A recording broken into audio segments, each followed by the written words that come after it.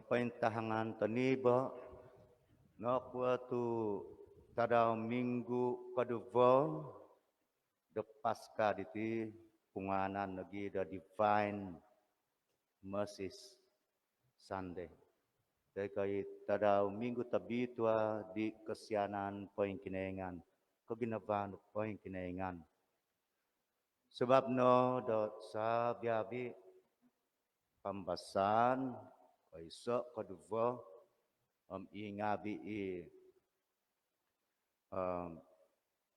hazaw kasimban ho binakaza di pambasan di abal tabasi papangaw papay hadatakaw di kaginapan ngabi da kinaingan. Pinapointahang Tuhan Jesus ditunduk tabi tua daw kumadi Thomas di dinuak da tandus. May da kalati takaw na di da Tuhan Jesus na inapanu da kasianan iminanabos da takaw miyampay da ay sa agantab tuminak sandi kapinsingi hatakaw manta di sidada ingkwa da guminafa pinaintahang de pembasan kedua di baina do guminafa takaw na po di kinaingan guminafa takaw di isay ipinapogad di sida miyampay da migit takaw ko sa di hukum ipanu ngabi di kinaingan. Isa na hukum ipinatapit Tuhan Jesus kumada da takaw tapin ko ngabi nga hukum da kaginafan. Amihana nung ondom takaw bago tapin ko ngabi untuk ditimpu tadaw kahima da tabi tua kibadi susuzan di kinadaan di Tuhan Jesus. Songyan da songhun isusumangod da minamaduak ditundunduk di Tuhan Jesus. Kuminabus vaig nagiza da takudi nakapihangat. Amitiana in nongaw takadam pambasan kadua di baina.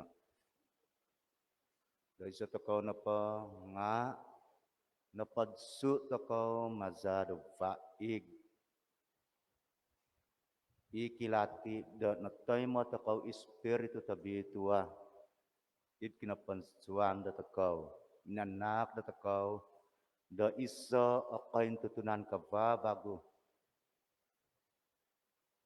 pinagabas takaw da mantad da dosa ditimpuni iza no batabnay ko ngabi nga itanda do kapasizan. Ano ida yung dong kinaingan ikapasizan nga paguhian bago day kinaingan. Ingkano da mamamasit ako mahik takaw day kinaingan. Jadi ibaik tanda di spiritu tabitua ipinatak di Tuhan Jesus de di apostol ngavi pinuaban di Tuhan Jesus i makikiiyak ngavi daw miyampay minabas tayo mo no espiritu tabitua iza tanda da kiva da kapasizan datakaw di manak datakaw dakahansanan pati hambus.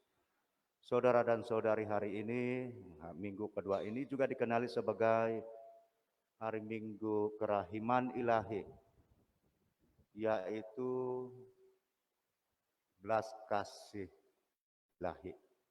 Semua pembacaan mau kasih tahu kita bahwa Tuhan itu berbelas kasih tanpa batasan. Lebih-lebih lagi Yesus memperlihatkan hati kudusnya yang telah ditusuk dengan tombak, dengan lembing kepada Thomas. Jika saudara-saudari masih ingat pada kisah kesengsaraan Kristus, apabila seorang tentara ataupun serdadu menusuk hati Yesus, jantung Yesus dengan tombak, maka keluarlah air dan darah.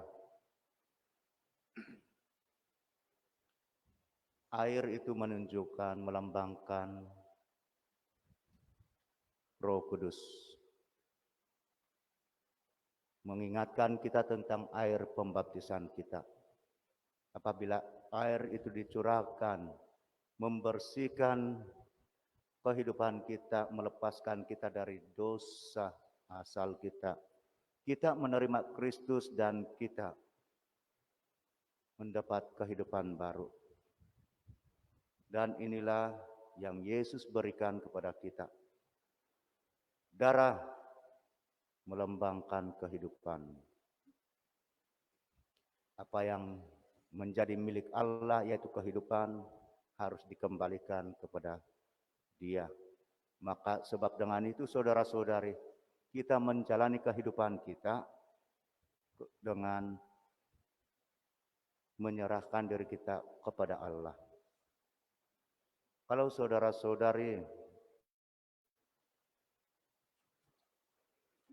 melihat kepada gambar-gambar kudus tentang kerahiman ilahi yang telah dipertunjukkan kepada Santa Faustina, pengasas kerahiman ilahi ini, yang mendapat penglihatan. Yesus menyatakan kita dapat melihat bagaimana renungan Yesus, pandangan Yesus ketika dia menampakkan diri dia. Dia menyatakan begitulah bagaimana saya melihat, merenung ketika saya berada di kayu salib. Ketika Yesus di dalam sengsaranya, sebelum dia menghembuskan nafasnya, sebelum dia wafat, dia merenung dunia ini dengan penuh belas kasihan. Agar kita juga belajar saudara-saudari bagaimana untuk menjadi serupa dengan dia dengan berbelas kasih. Dengan mengasihi, inilah satu-satunya hukum yang Yesus berikan kepada kita, hukum kasih. Coba kita bayangkan saudara-saudari, jika kita seluruh dunia ini mengamalkan undang-undang kasih, tidak perlu banyak peraturan, sebab semuanya baik-baik. Bagaimana untuk hidup bagi antara satu sama lain. Dan juga saudara-saudari, mengasihi itu adalah merupakan sesuatu yang praktikal. Dia bukan teori.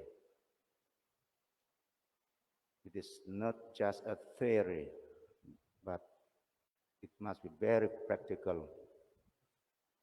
Pertama-tama, untuk mengasihi, kita harus beriman bahwa Tuhan mengasihi kita, bahwa kita juga harus mengasihi. Hari ini kita ada kisah episode dalam Injil tentang Thomas, salah satu daripada 12 rasul Yesus. Dia ini dikenali sebagai yang sentiasa ada keraguan-raguan. Thomas yang ragu-ragu, doubting Thomas. Ada dua cara kita mau melihat, menilai Thomas. Sama ada kita anggap dia tiada iman, sebab itu dia ragu-ragu. Yang kedua, ini yang paling penting.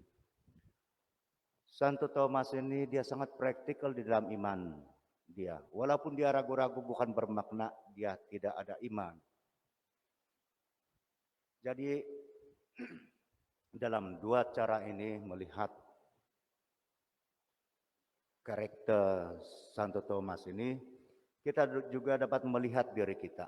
Kadang-kadang kita juga ragu-ragu. Banyak keraguan. Ausong ko da tumbazan akan ke Amazon da Aisyah tumbazan itu kau. Maingkana Santo Thomas dia. Saya napa dia zui ingan Thomas nga intana dia susandi da amsa biabi to kau. Akan na baka ingan di Thomas. Isa to kau no. Kamay mo to kau miyaga di Thomas. Nga ano inongaw to kau. Apa yang kita dengar dalam Injil hari ini selepas Thomas melihat dengan nyata, menyentuh Yesus, luka-luka dia. Apa yang dia cakap?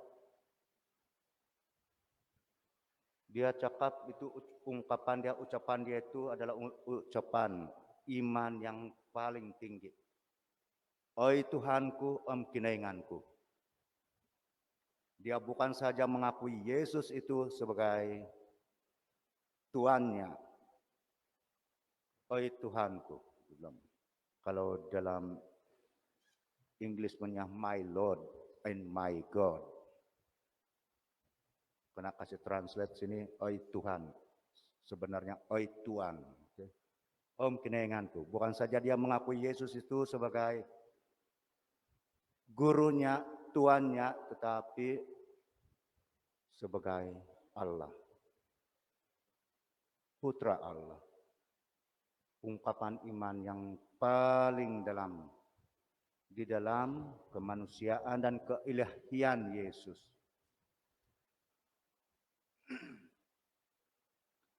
Jadi saudara-saudari, pertama-tama marilah kita belajar melihat diri kita dengan melihat bagaimana Yesus merenung kita dari kayu salib dengan penuh belas kasih. Menyadari akan kasih-Nya yang sangat agung kepada kita, kita juga diajak untuk mengasihi secara nyata dan bukan kata-kata sahaja. Karena mengasihi itu adalah sesuatu yang harus nyata. Bukan main I love you saja. Buat TikTok, lepas itu kasih kirim dan tapi bila di dalam kehidupan yang sebenar, susah pula. Yang paling susah kalau kita mau mengasihi, apabila berlaku sesuatu, apa itu? Ketidaksepahaman, ada persengketaan, susah kita. Waduh, susah saya mau kasih ampun si anu. Mengampuni itu saya tidak dapatlah. Memang pun kita ini manusia. Kalau kita bergantung kepada kekuatan manusiawi, kita memang susah. Ada juga yang kata, waduh, saya sudah mengampuni dia, tapi saya masih ingat-ingat lagi. Bila saya ingat-ingat itu, ya, terus macam mau cikik saja dia itu. Ini orang balik ya. Macam mana nih, waduh? Oh. Pun kita masih manusia. Sebab itu kita berdoa, kita coba mengampuni. Kalau kita tidak dapat mengampuni, kita coba melupai. Kalau kita tidak dapat lupa itu persengketaan, kita coba mengampuni. Kalau dua-dua kita tidak dapat buat, berlutut, mohon belas kasih Tuhan. Ya Tuhan, ampunilah saya sebab saya ini orang berdosa. Seperti yang disyorkan oleh Santi Papa kita. Dan kita jadikan, alihkannya menjadi doa. Pada saat ini saya masih marah, pada saat ini saya rasa kesal, pada saat ini saya rasa dendam. Tapi bantulah saya ya Tuhan, jadikan ini untuk menjadi doa pertobatan orang berdosa seperti saya. Nah, ini lebih baik kah? Jadikan dia doa. Lebih baik daripada terus memaki-maki. Sendiri yang sengsara nanti. Bilang. Orang dusun bilang, sumelet kangkabku, saya tidak boleh bernafas. Macam mana mau bernafas kalau sudah syarat dengan apa itu? Kebencian.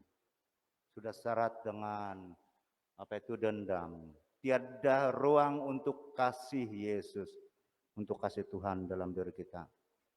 Jadi sempena dengan minggu kerahiman ilahi ini, sekali lagi kita menghayati bagaimana kita menerima pembaptisan yang memperkenalkan kita kepada kehidupan baru